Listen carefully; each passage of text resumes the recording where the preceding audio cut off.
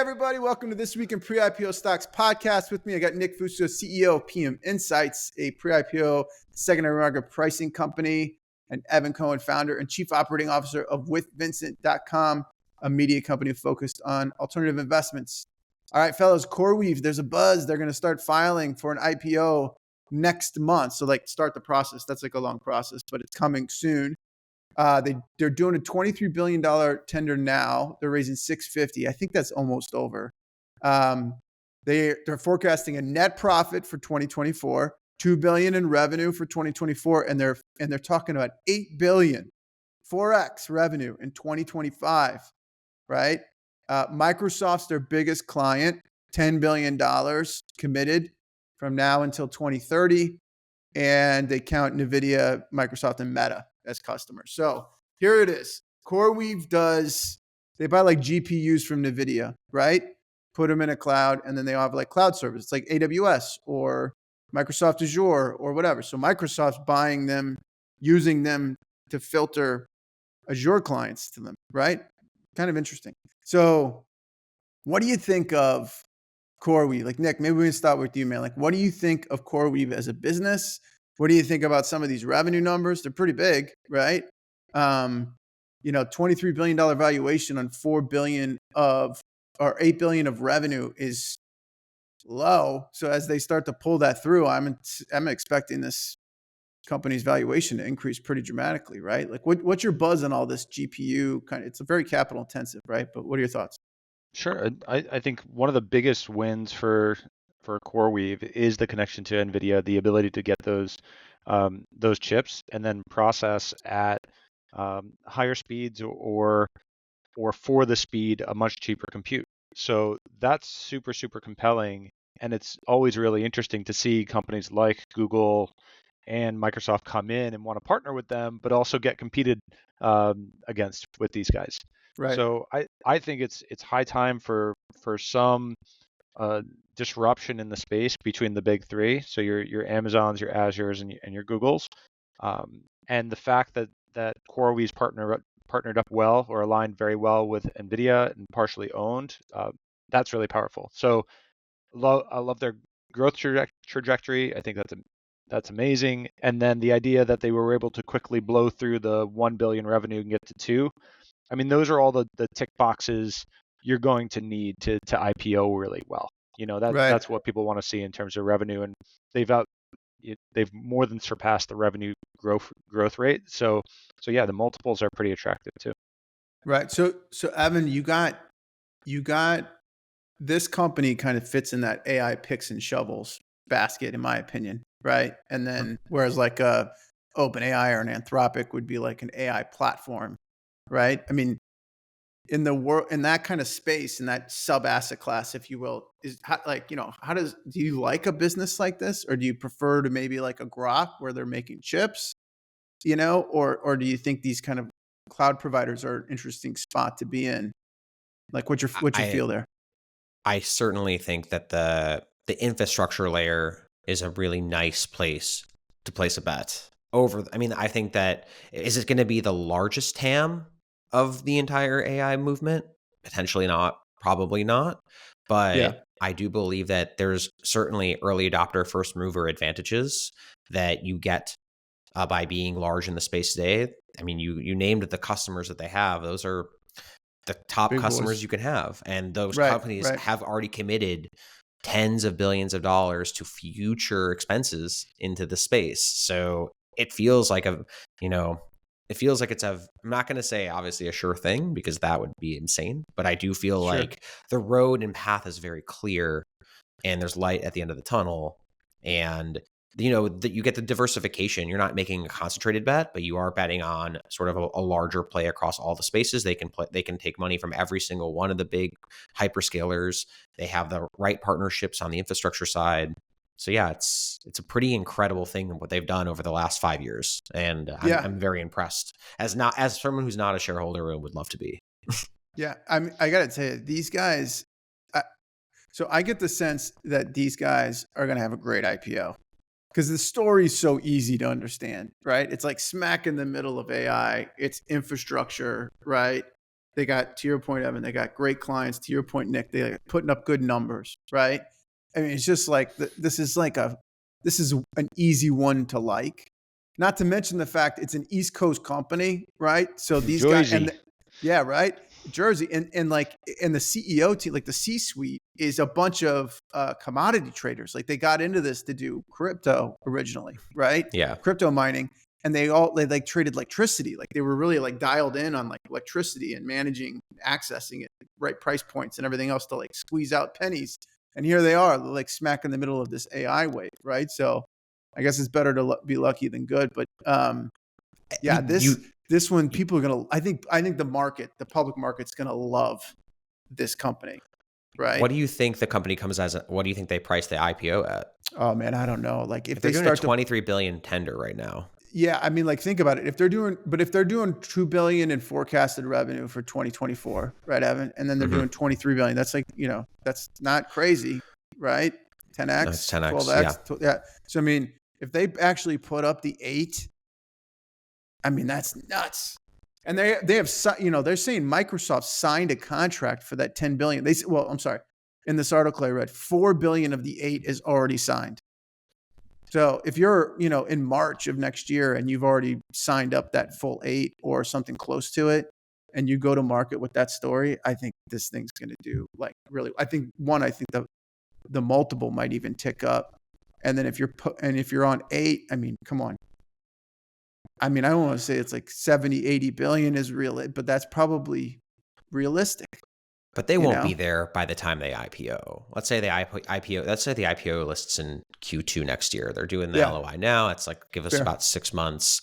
Let's say if they're targeting 8 billion end of year revenue 25, they'll probably be closer to 3.5. I mean, I would wait. If I'm that C-suite, I would get everything ready like first quarter, right? And then I would post great first quarter numbers, right? And then I post great second quarter numbers, and then I would go in like September. You know what I mean? That would be kind of my thinking, right? Like wait till August happens and then queue it all up and then boom, hit it hard in September when people kind of get back from the summer. And just crush my sales team into getting to pull forward that revenue. You know what I mean? Just like crush them and be like, guys, just do this now and you're all going to make 10x. Your stock's going to be worth way more. You know what I mean? Like this now is the time. You know what I mean? Yeah, but now is the time. No, seasonality, I would probably get this thing done at the Before end of the Q1 summer. or early Q2 if I could. Fair. I don't want to go back to sell in May, go away. But yeah, that's a lot can go wrong and a lot can go right if you wait until September. These You are already have the champagne wheels in problems. motion, right? These are champagne these problems. Like, I mean, you're like, when are we going to go public? Because I get like, how much of a rocket ship is this thing going to be? But it's like, I mean, I think it's amazing. This company is a special one, I think. And, it's good. And it's an easy story to understand. I love businesses that have really simple and easy to understand products and revenue streams. And that's what these guys have. Right. And one thing rooting in your favor for September is they've come at this so quick. If you look at their growth, their share price has grown significantly more than Nvidia's has in the last 1 year, which is already explosive, right? So, yeah, who's to say you can't wait a little bit longer to see that thing just keep running up, and it's in the employees and in the investors' best interest as well to get another double out of it or something. So yeah, it could go either way, but I don't know. I'm maybe a little bit more risk off if I work there and just get that thing out while you have so much noise being created in the market. So this one's going to be this one I got my eye on, right? There's something about this company. So did you put anything? Were you able to put something together for the tender, or the tender just was too competitive? Not the tender, but I am looking at it now. So this is in my CoreWeave's in our index fund, right? So we're going to be making an allocation here soon to it. So step by step. Amazing. But yeah, it's and then that's not to say that it's in the index fund because I love it. It's just that's the way the math worked out, right? So it's an index, it's passive, right? So it's but that's the way it worked out. So all right, let's talk xAI. xAI. So they're raising $5 billion. at a $45 billion post. They raised they had a $24 billion valuation in May of 2024. And I just broke out the old calculator. So that's an 87% increase from the last round, right? The APIs are live. There's still no Grok only app, which I wish they had, but still no Grok only app, right? So you still get it through going through X to get to the Grok app. But I have to imagine they're going to start pulling in some revenue now that the APIs are live, right? So that, to me, I think that's like one of the big unlocks on being able to drive a lot of revenue, get to that business side of things. So here's my question for you guys. Maybe Evan, we could start with you, man.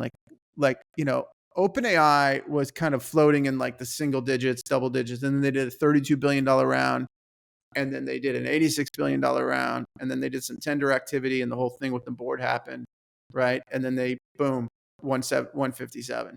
Like I almost wonder what would happen with that company if they didn't have all those board issues, right? Like where would the valuation be now?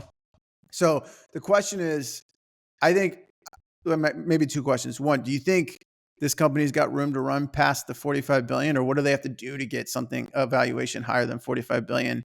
And is it going to be like similar type trajectory as an OpenAI, right? What do you think? I don't think that they're that comparable, and mainly because I just think they have a different user base and customer base. Okay. The question of whether or not they have room to run.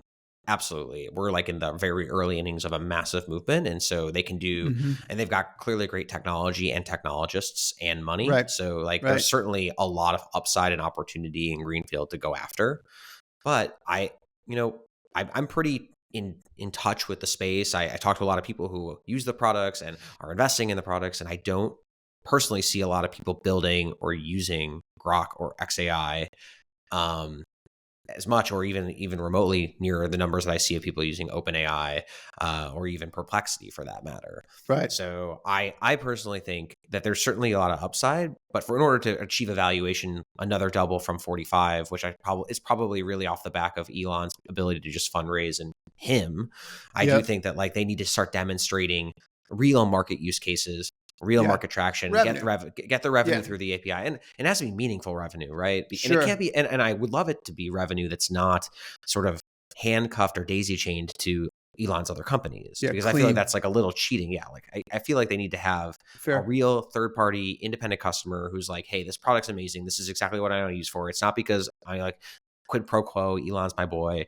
Like, I don't want to see the DJT, Trump Truth Social app using it. Like, I want to see like a real use case before I get much more comfortable about an evaluation bigger than where they even sit today. Right. So Nick, what do you think of xAI and the kind of potential valuation growth for the company? Sure. So we haven't used it. We'll say that internally in terms of touching the APIs or anything of that nature. Curious, maybe we should take a look, but almost it's like Anthropic, OpenAI. Others have already taken the lead. So that first mover advantage was pretty profound.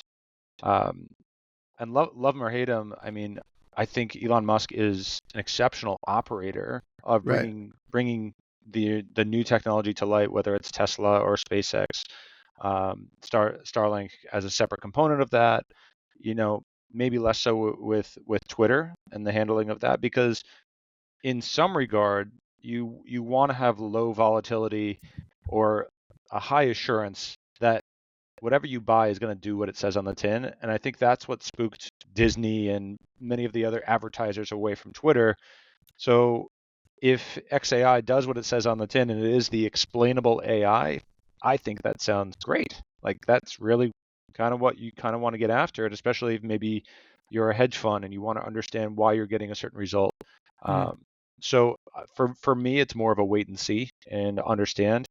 But whether we want to add that premium because it's Elon Musk, I think there is a lot of accretive potential because it could be tied to all the other Musk-based companies.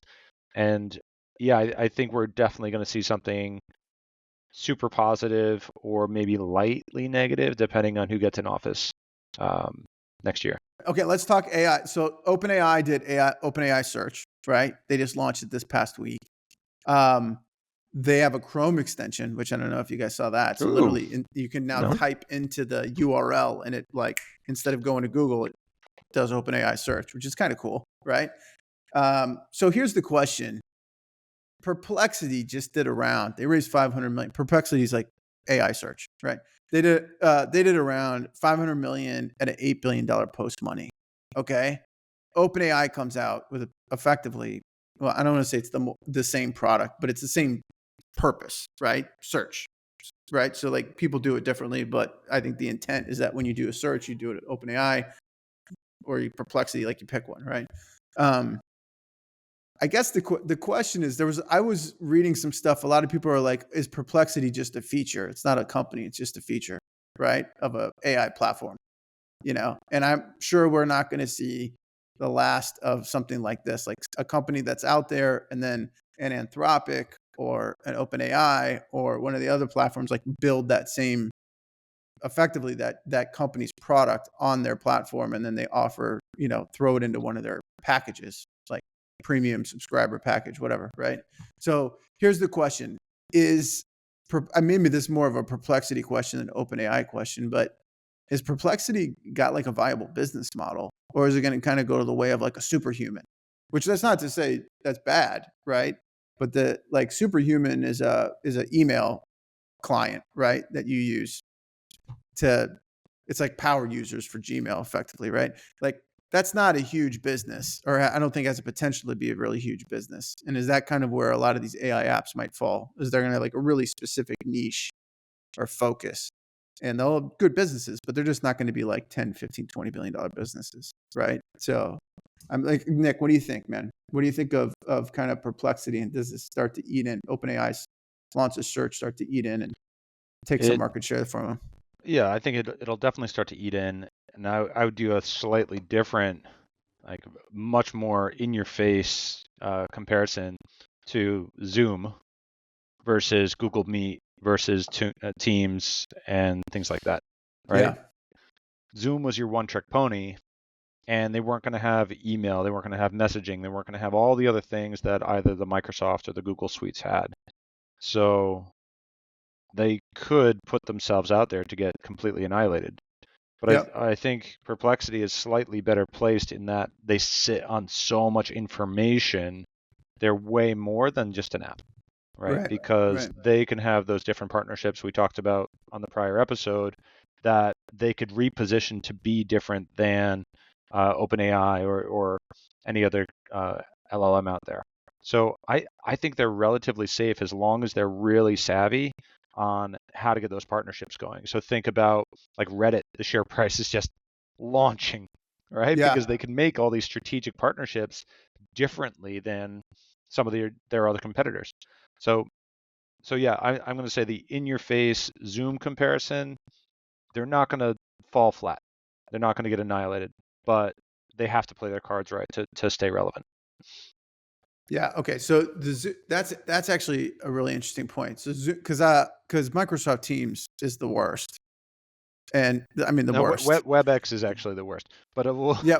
But True. Fair Teams point. Fair point. right next to it. Yeah. Right there. Right. I mean, I use Google Meet because it's like part of the package that I get from Google. Right. But Not then every because bank blocks you when you do Meet. But okay. Yeah. No, you're not wrong. I mean, that's true, right? So I mean, that's kind of like the racket with this thing. So maybe there's an opportunity. So maybe there is an opportunity to kind of have like I'll call it a fit for, or like a focus, right? I mean, Evan, what do you think? Like having is search one of those areas where if you have a focus, you know what I mean? You can still stand out from the crowd.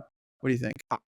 Yeah, I do, and I think that the biggest differentiator when I think between OpenAI and Perplexity is that Perplexity is looking to monetize attention, right? They have a subscription model, but they've built a AI experience that is visual, right? It requires it's well designed. It's designed to provide you information the way you want to see it. They have a news app.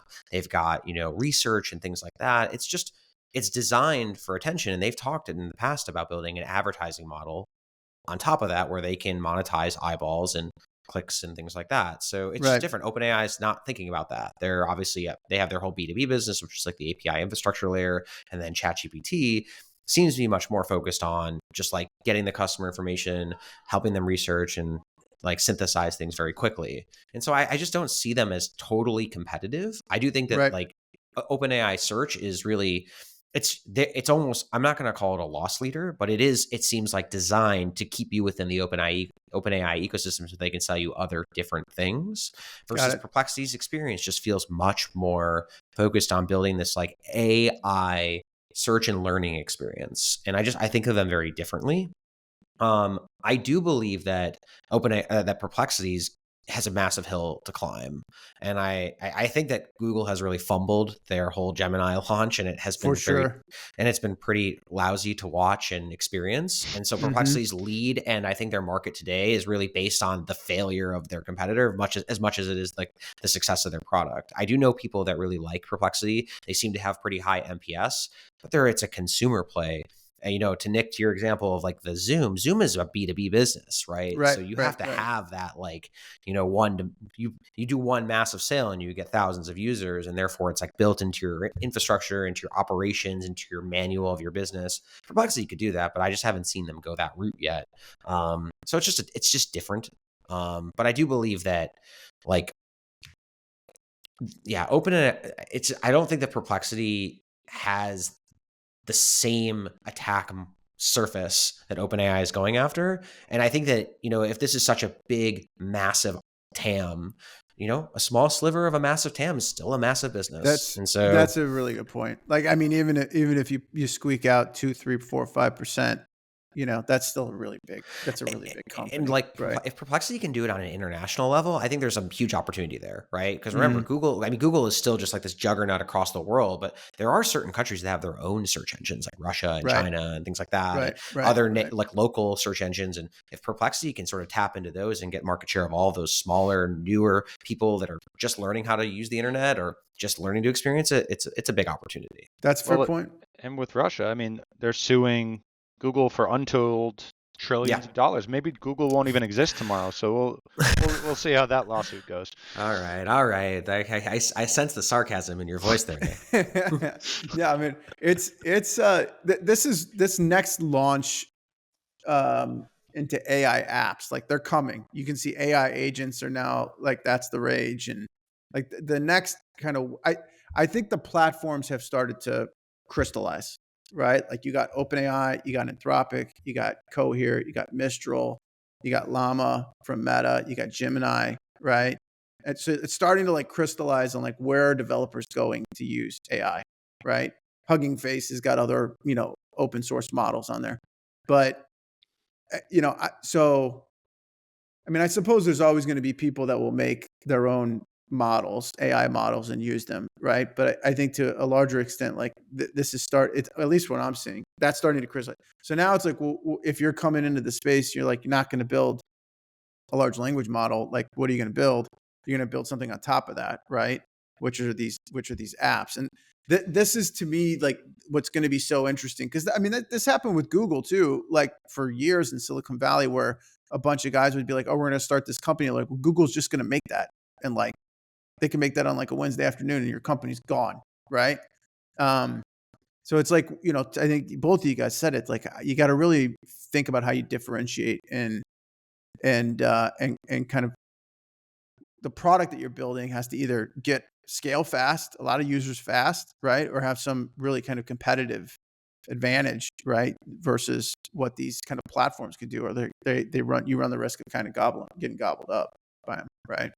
Yeah, and just to sort of, you just sort of trigger something in my head that I kind of want to talk through for a second that I hadn't really thought about. Because when I think about Google, the most unique thing about Google relative to the rest of the entire app ecosystem and all of tech is that because they have monopolized search and because they have shown effectively disregard for competitive moats, and like they'll just like go after different ideas, it makes it really hard for a company like a competitor or a small app to embed or want to embed Google into their product, because it effectively makes it very, like, they basically become reliant on Google, whether it's maps, whether it's Google search, whether it's images, video, YouTube. Like, you want to embed those services into your product because you think it's a great experience, but then you're tied to Google and they could stomp on you one day and you're dead out of business. So what actually Perplexity could do is it sort of could unlock search in other apps that have not been able to do search. For example, and this is obviously like totally hypothetical, but like imagine Netflix.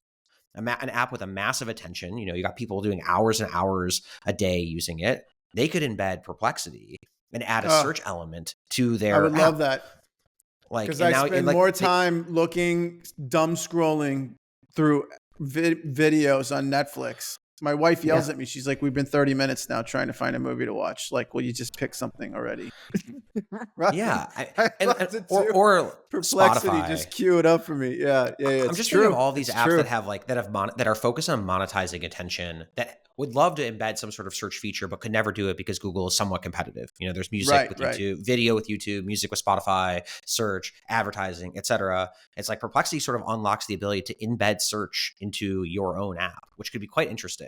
Yeah. I'm sorry. I'm just like, this is a new idea that I just sort of like thinking that's business through. to business too, man. Like, it's to your point earlier, that's a business to business revenue stream then, really. So anyway. that's quite compelling. But hopefully somebody there is listening, and then they'll say, "Oh, Evan's on to us."